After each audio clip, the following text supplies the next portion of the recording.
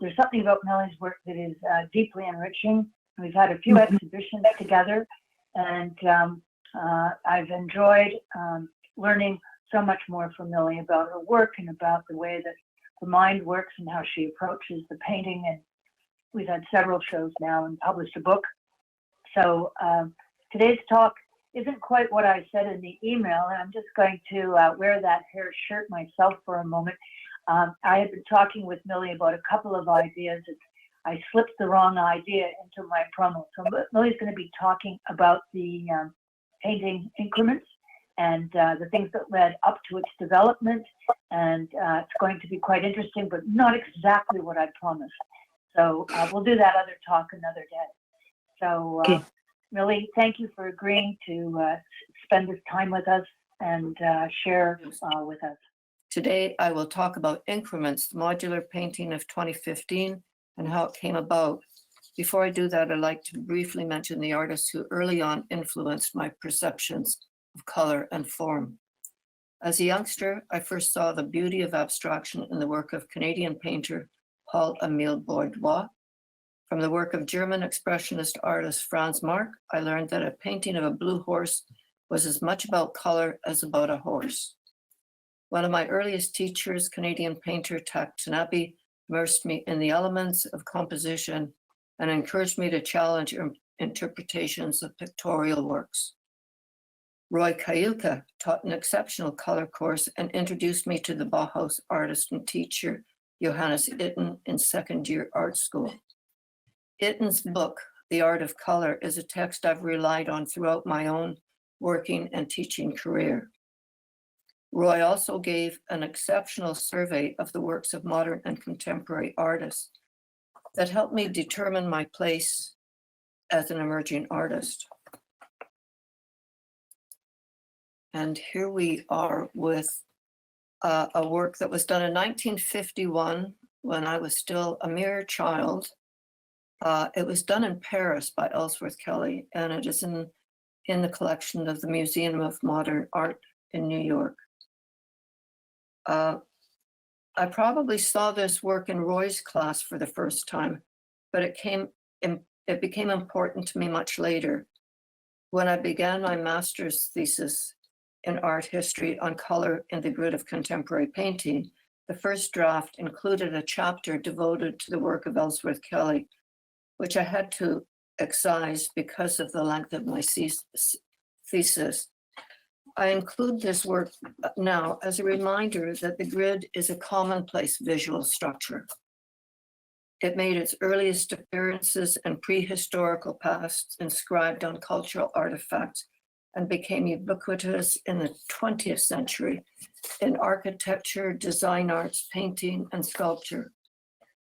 It is everywhere in the man-made environment and belongs to everyone, including countless numbers of artists. The work Increments came out of the grid paintings that began in 1990 and modular works done almost a decade later.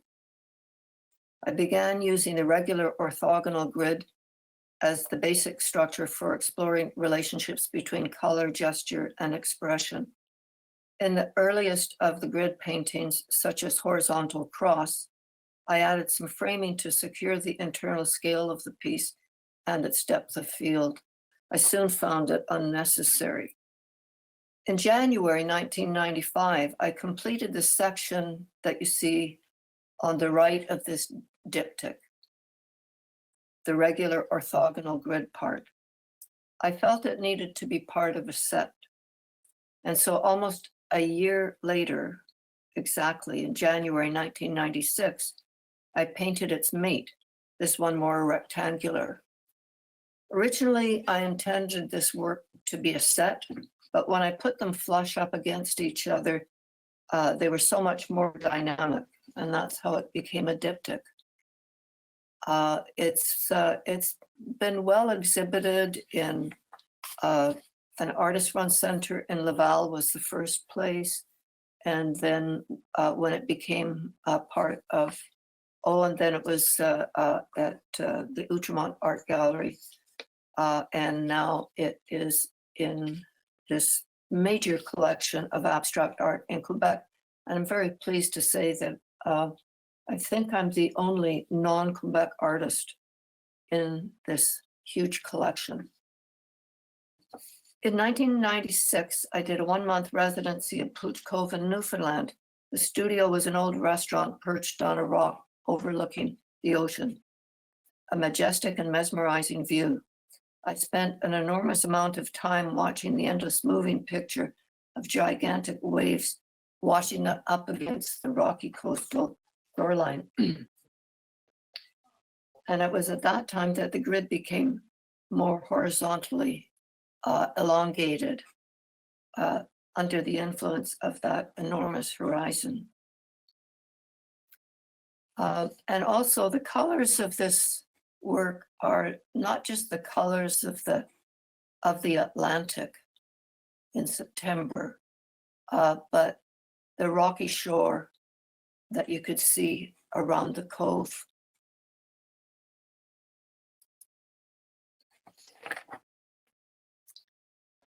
A couple of years later, after an exhibition in Toronto in 1998 that left me dispirited because of its lack of response, I went off to Home Depot for some art supplies and came across a series of color samples by Ralph Lauren, collectively called Lifestyles. I was impressed by how evocative the colors were within each group of their theme, and how evocative of class, wealth, and privilege the 1 or 2 word titles describing each color were. Ralph Lauren was marketing lifestyle dreams with color. So there are these 6, and you can see the layout was deliberately different one from another. I brought a handful of color samples home intending to do a single collage as a way of working myself out of my funk. Months later, and a couple more trips to Home Depot, I ended up with a collage painting in each of the 6 groups in the series. And from left to right, sport, country, thoroughbred, Santa Fe, classic whites, and safari. You can't read these too well in this, but you might be able to read some of the color names here. And for instance, thoroughbred has amongst its colors Windsor moss, equestrian green, polo green, and dressage red. So you paint your library with thoroughbred colors, I imagine.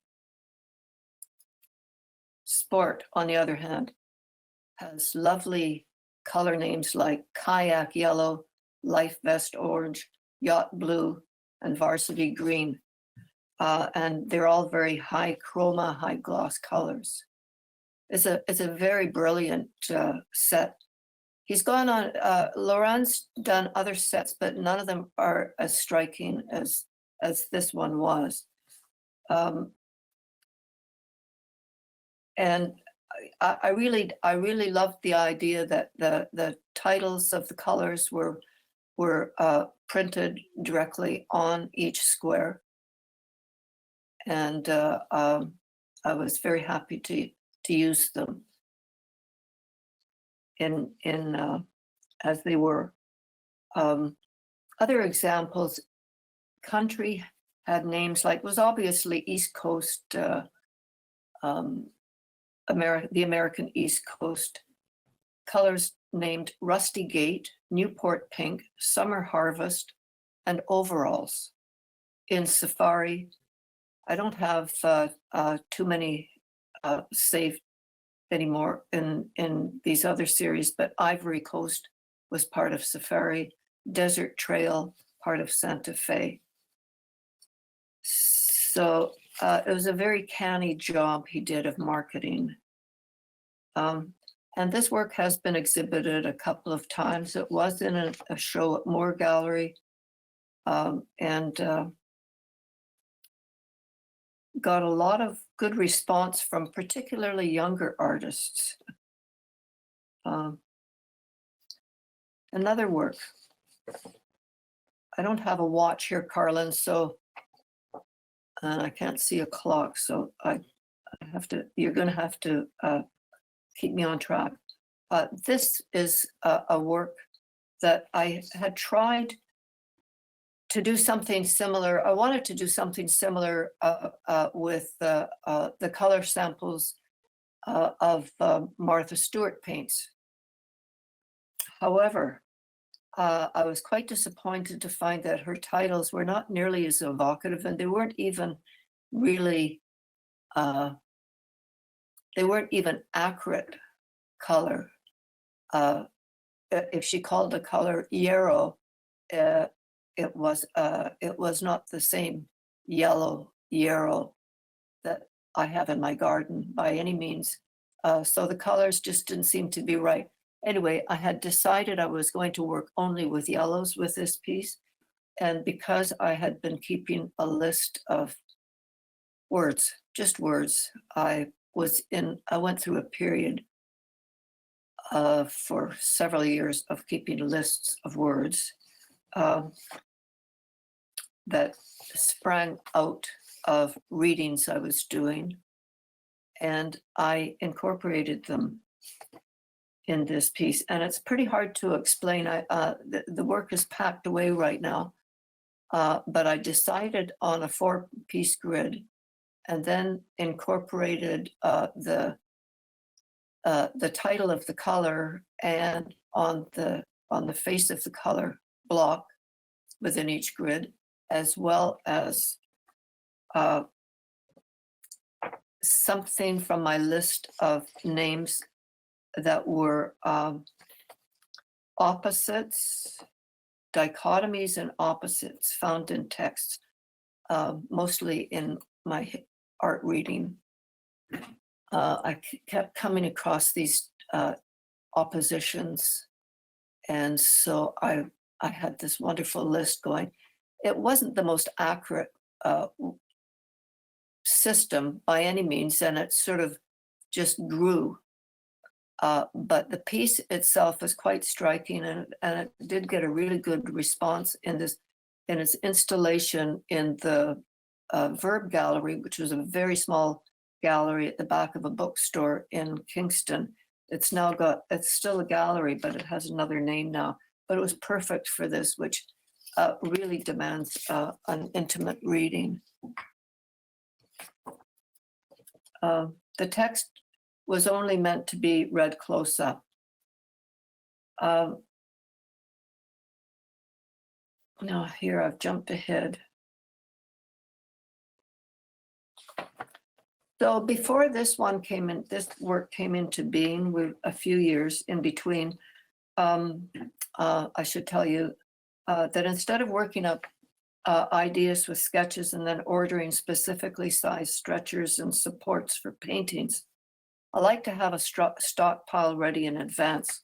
Sometimes after this particular work was after Logic of Ambiguity and Ambiguity of Logic was done, I ordered some birch panels of different sizes with no idea how they might be used, just kept them stacked up in my studio. And then in 2008, finally, this work got started.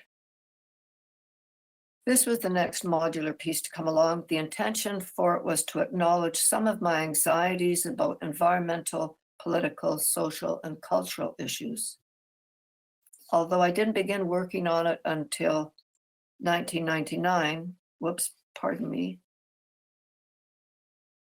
until 2008, it was triggered years earlier by the impact of the Rwandan genocide of 1994. Do I have the wrong date on here? No, I don't. That's right. I immediately felt the need to respond in some way to this horrific event and was frustrated that I couldn't do it through my painting at the time. As concerns about these other issues grew, and with the experience of the lifestyles work behind me, I decided to start working on the panels. And the bottom left-hand corner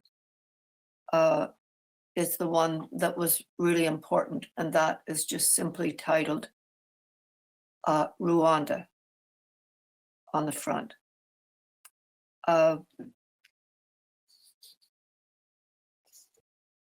So the work began randomly with leftover colors from earlier paintings. I always have a great stockpile of colors ready.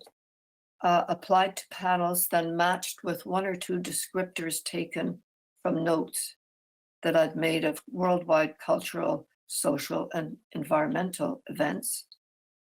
I was looking for a rough relationship between color and descriptive text. When I had settled on the final number of panels and their descriptors, I took them to the print studio at Queen's University to have them screen printed.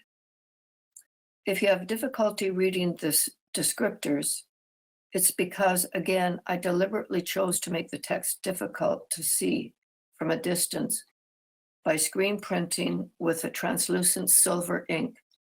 I wanted the work to be seen for its color and form first, and then to draw the eye in for a closer reading of the piece. These are the texts that are on the face of the panels. Each one has a story and suggests interpretations. Some of them represent long-standing issues that make the intention of the work a little easier to understand. Some of them were pulled out of news articles during the course of producing the piece. As the title suggests, this panel work could have been much larger. I was very pleased when Foreign Affairs purchased this piece and it was permanently installed in the Chancery in Tunis, the city in Tunisia where the Arab Spring began.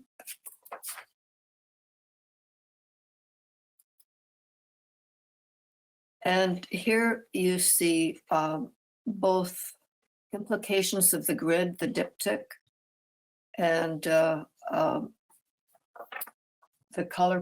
color and meaning piece on the right, as they were in an exhibition at Galerie d'Art d'Outremont in 2008. I think I gave you the wrong date on something. No, 2008. I had just finished color and meaning in time for this exhibition. And now we're getting to increments. And here I'm going to show you a couple of pages from my sketchbook.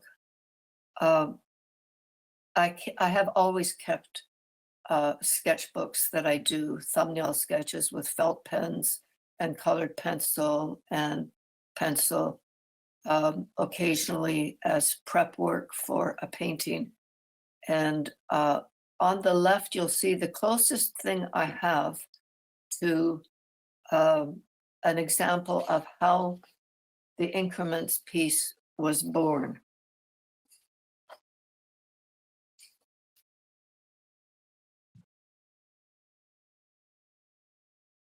Seven years after Color and Meaning, with much thought devoted to how I might do another panel piece, I came upon the idea for the Increments piece in an instant. Most of us remember the story of the Eureka moment in which the Archimedes principle was born. Archimedes had been tasked by the king and was totally immersed in the problem of determining whether the crown was of gold or not when he got into the bathtub, and in that moment solved it. The sheet on the left shows a couple of small color pieces in pencil squares. At that moment, what I had learned from my research into the work of Ellsworth Kelly about the importance of chance methods and found colors fell into place. I didn't do exactly this, but I did something very similar. And this is an example of how that took place. 25 years of working with the grid made it easy to see the regular gradations of the form implied by two simple color pieces continuing on for some distance. And that was my Eureka moment. The sheet on the right shows more conventional thumbnail sketches done occasionally to generate or work out ideas. So really, it was a matter of light, color, and meaning that I had to keep in the back of my head as a problem that had to be solved one way or another, to make a response to the Rwandan genocide in some way. And that was on the back burner in my mind for years before I found a solution for it. And I had probably thought that I was going to do another piece that might involve text or continue on with color and meaning, which, as the title suggests, is an unfinished piece. It could have gone on. But when this moment happened where I was playing around with these little color pieces, it just instantly fell into place, as simply as that. And all I had to do was do the work, and that took months. Okay, so this is how Increments begins. Let me get my cursor here. Yeah. It follows simple rules of progression, beginning with a 1-inch square unit in the upper left. Each square increases by another inch in both dimensions in the horizontal row. A second rule is added in the vertical row that allows an increase of 1 inch to the width of each color unit, creating a rectangular increase to the units that gradually dissolves as color reaches the panel's border. Unlike the precise order of form and shape, the color selection was as random as possible. Some thought was given to contrast of hue and light and dark as the work progressed. A nod to my it and color studies, of course, but no color was specifically chosen. A stockpile of colors left over from earlier paintings was available, so only 1 or 2 new colors were made for this whole piece. And so when I first started working on it, I had to lay it out on my painting board. Of course, there were 3 coats of gesso, a lot of work preparing the panels, 3 coats of gesso, and then making sure I got the measurements right, and then hoping that I was keeping a good balance of light, dark, and chroma across the work. And here you see another photo of it as it's growing on the floor. Here, by this time, I found that I needed a white, a more neutral ground for it. So I rolled out some canvas and I'd used that. And we're getting very close to the final piece in the production. And this was the final piece. It was really a pleasure to do this, and I really do have to thank Ellsworth Kelly and my own intuition for taking this one on and for its success.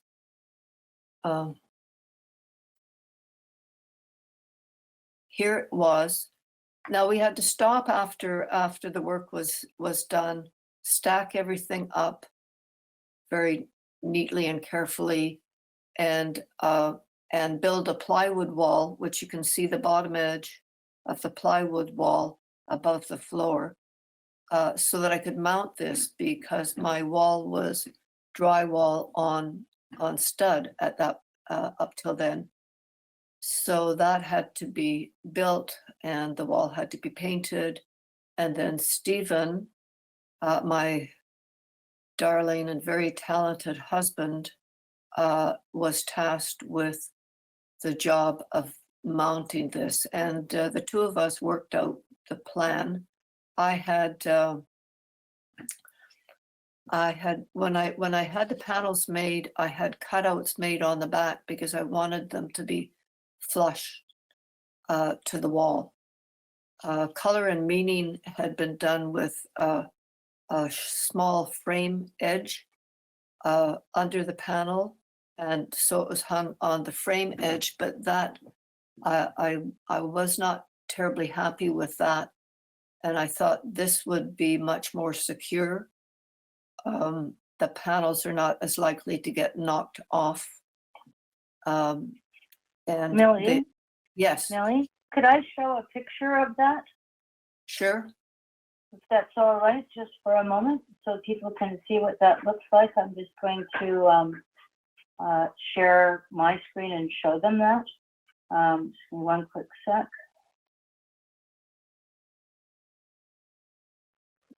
And you'll be able to see what Millie's talking about here. I've got a couple of shots of Millie and Stephen installing the work, which took, and how many hours did it take, Millie? About 8 hours to put this up?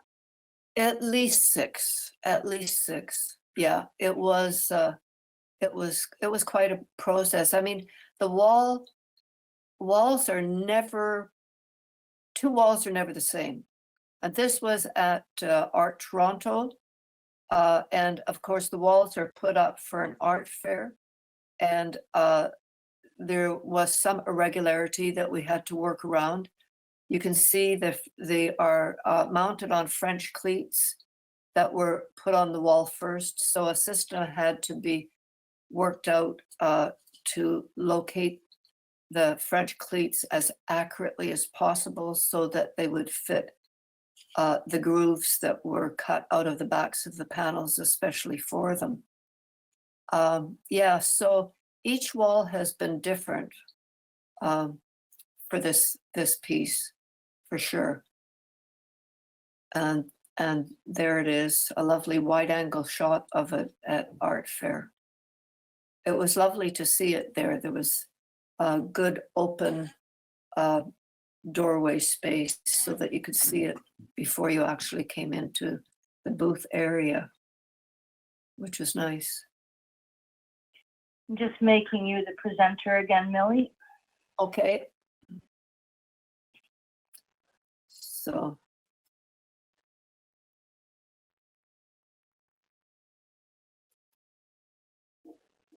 Okay, so here we are back in my studio, the first opportunity to see this work up and try to photograph it as well as possible. And I did have Bernard Clark, a really great Toronto photographer, come in, and he took 1 million shots of it. Trying to get back far enough from the piece directly head on was interesting. But we did get some good shots. Now, this wall, where it was hung next, was in an exhibition at Clark Art and Projects in Newburgh, a gallery that doesn't exist anymore, but it was a lovely space for a gallery. And I had this beautiful wall that had great natural light coming in from, it had been a store, so it had big storefront windows. So it was really quite a beautiful space for the work. And here it is. Last summer, I had been invited to inaugurate the Franks Gallery, and a new gallery in the Agnes Etherington Art Center in the Etherington House. It's a small gallery. It used to be the dining room in the house. And Queens had decided, the Agnes had decided to turn it into a small gallery. And because my friend Ned Franks had donated the money that made this possible, he was big supporter of the Agnes Etherington. I was very pleased when I was asked, and the curator had no idea that Ned and I had been good friends for years, and well, since 1978, and that Ned and his wife Daphne owned several of my paintings. And so it was really a pleasure to accept this exhibition. So I'm very grateful that it's had these opportunities to get up on the wall. This particular installation, I could have shown some installation photos taken when Ben Bandera installed it at the Agnes, and his installation took at least a couple of days. He had a whole different procedure for putting it up, and there was a lot of tweaking that needed to be done, and I don't know, it probably had something to do with the irregularities in this old wall, but it really did take a lot of tweaking, but well worth it, I think. And that, I think there's one more, yes. And here just shows you a little bit more of earlier work. The grid play paintings. I think Oeno Gallery has these at the moment as well. And I have no idea what time it is. It's 20 to 1. So we have some time for turning our cameras back on and maybe having a discussion around what questions people might have about that body of work and your work with the grid, Millie. I'm just going to open it up for questions and comments. You see your cameras? And you could stop sharing your screen, Millie. Okay, where's for the time being? Let me. I'll just. Where do I stop sharing? Oh, just a minute. You were sharing. Okay, now I want to stop sharing. Got it. There we go. So could I ask people to turn their cameras back on so we can see you, and we'll just chat further with Millie about this. That's all right. Look forward to seeing some of you there. A few faces, yes. Oh, do turn your camera on, please. I like to see everybody. I actually combed my hair for this.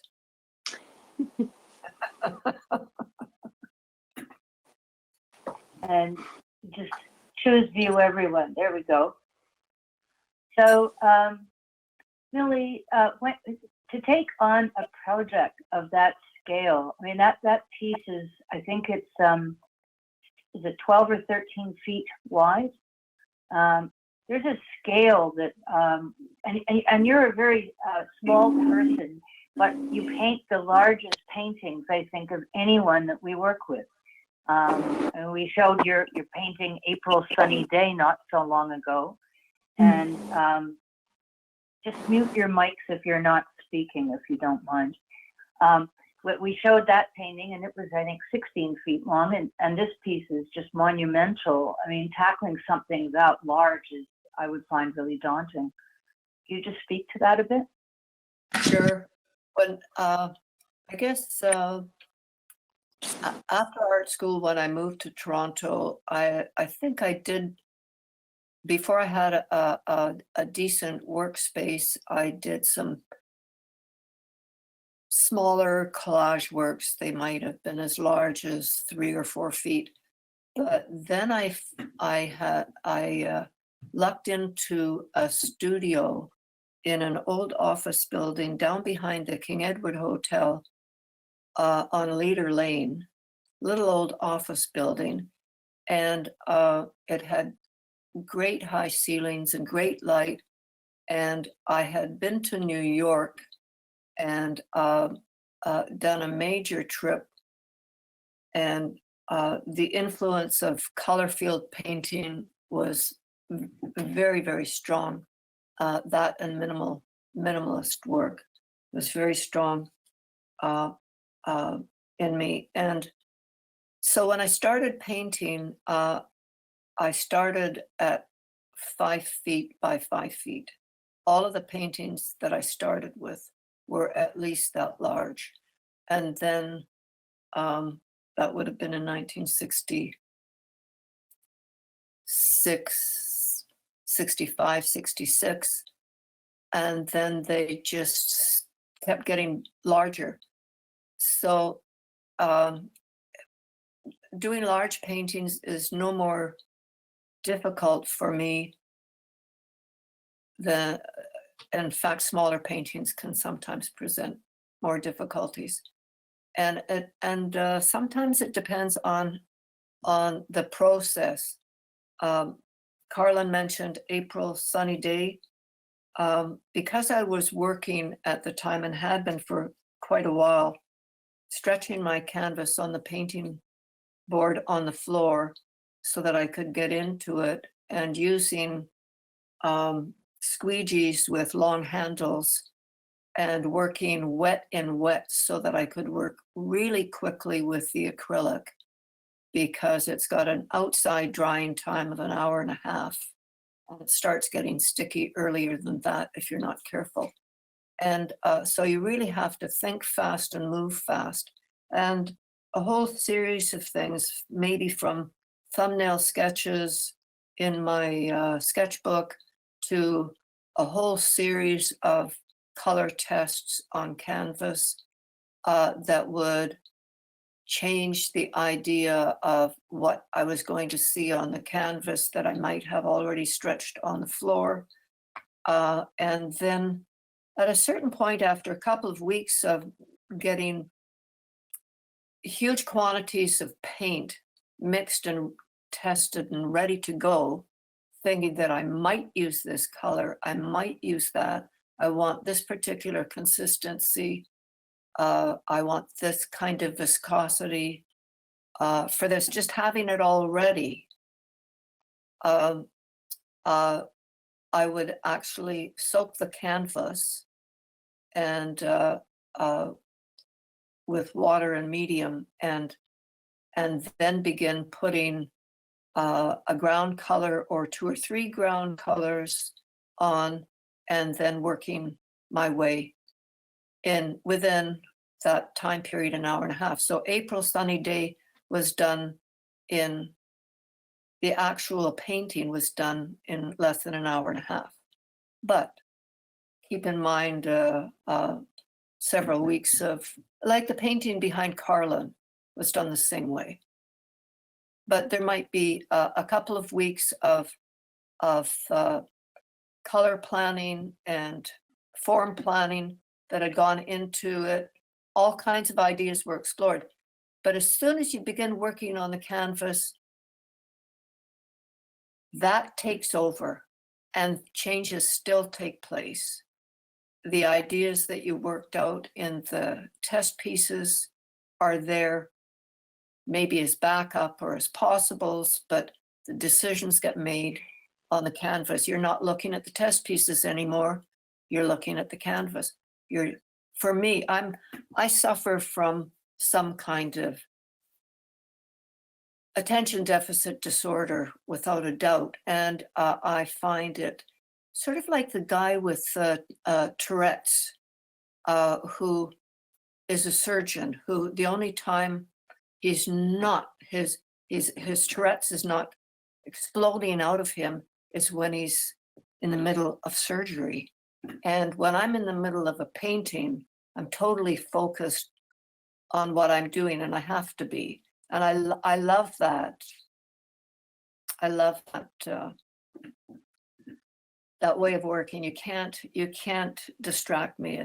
I'm undistractable. And I've worked in, I've attended artist workshops where people come around and start asking you questions in the middle of a painting, and I don't hear them. I don't see them, I'm working. And, you know, and I know I've seen other artists who can work and carry on a conversation at the same time, an intelligent conversation at the same time. I couldn't possibly do that. I have to be totally focused when I'm in the Really? middle of these kinds of paintings. Hanifa has a question. Hi, Millie. Thank you for your presentation. It's been amazing. My question is, you mentioned that you soaked your canvas with water and medium. What ratio was the water to the medium, and what type of medium did you use? And thank you, Carolyn. Thank you for the question. Sometimes I've just used plain water, but I mean, it really depends on how much water I'm going to be using in the paints too. So I don't want it to be too sticky. So I have sometimes used it up to half and half medium and water, but it's basically just in case I miss some area of the canvas. And I don't mind the canvas coming through at all in a finished painting. And it certainly doesn't matter with acrylic paintings, but I have started to become a little bit more cognizant of the conservator's problem down the road. I mean, there's enough of a problem with acrylics attracting dust and stuff like that, and they do need to be handled fairly carefully, the surfaces. They are dust magnets. But yeah, so it really doesn't, there's no exact measurement. It just depends on the kind of painting you're going to be doing on top of it. If you're not using a lot of water in your paint mixes, then it doesn't matter. But the best thing to do is just test it. Test it out on smaller pieces of canvas and see what happens. Thank you. You're welcome. Millie, as a person who's spent a lot of time hanging shows and showing work to people, it never ceases to amaze me how different a painting appears to me after a moment like the conversation you've just shared with us. For you to take us on the journey of all the things that led up to the painting, the stages you went through, and now I'll never see Increments the same as I saw it last week, for example. And yet some people say, well, the work should speak for itself. But I am always more enriched when the artist speaks to the work. And there are a number of artists on this call here today. I know there are many of you here. What do you think about this? Let the art speak for itself versus how differently you can see the piece once Millie's told you that she was trying to find the color to represent Rwanda, for example. It's transformative for me. So I'm interested to hear what some of the rest of you think. Open up your mic if you have a comment.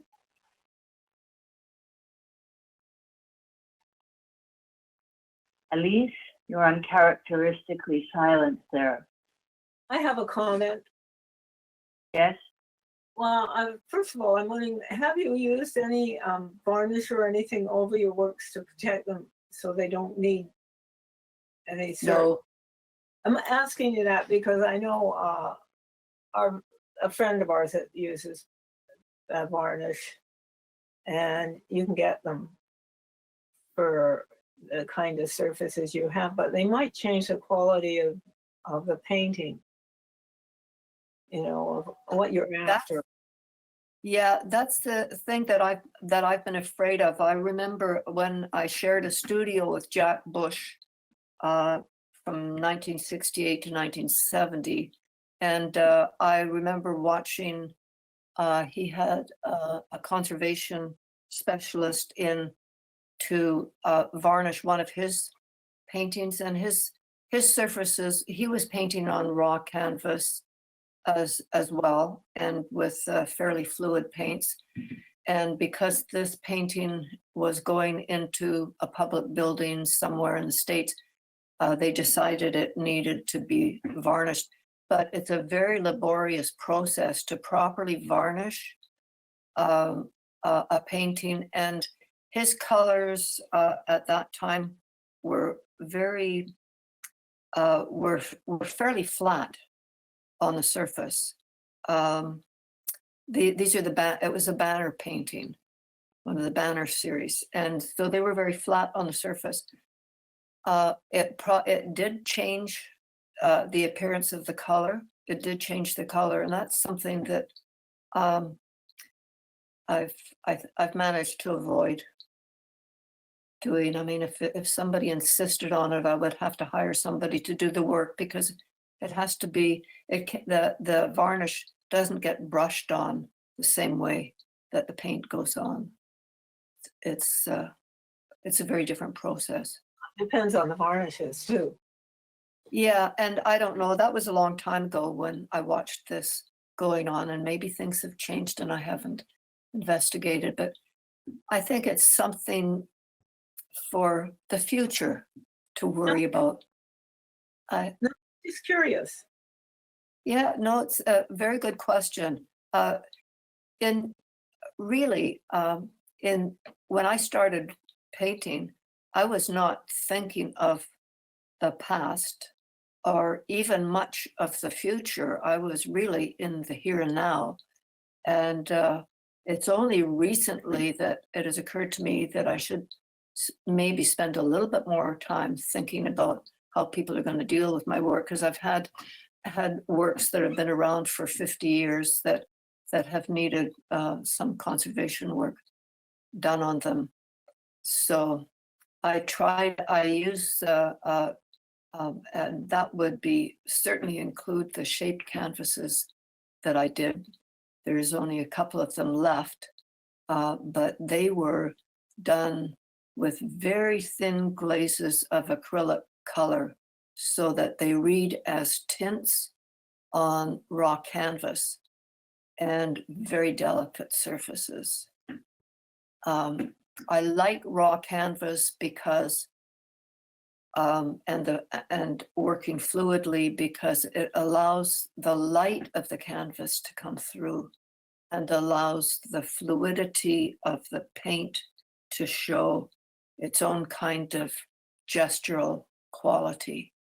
In the hard edge paintings like Increments, that's not applicable at all. They're done on panel that have to be gessoed just so. And you know. No, you could write some manufacturers who have, like Gamblin has a very good technical assistant, and you could write and ask about it, because I think the problem, as you say, with the raw canvas is if it gets anything on it, you can't really touch it up. You have to, and that the varnish of some kind, I don't know what kind of varnish you'd use, but it might be helpful to investigate. Might be. It might be. I may have time. I may have time. Billy, let me just thank you so much for taking this hour on a beautiful sunny Saturday, and thank you all for being with us for this. So if we might, a little thank you from us all from our homes. Thank you so much. And thank you all for coming out today. Such a beautiful. Have a great day. Yes.